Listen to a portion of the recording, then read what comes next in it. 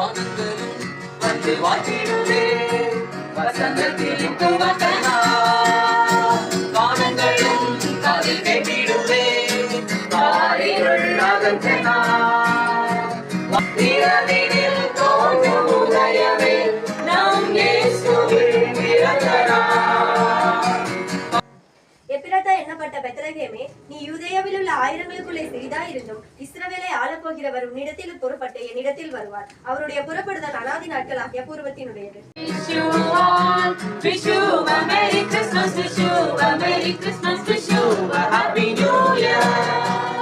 நண்பர் சுவிசேஷ ஜெபக்குழுவின் சார்பாக உங்கள் அனைவருக்கும் கிறிஸ்துமஸ் மற்றும் புத்தாண்டு வாழ்த்துக்கள்.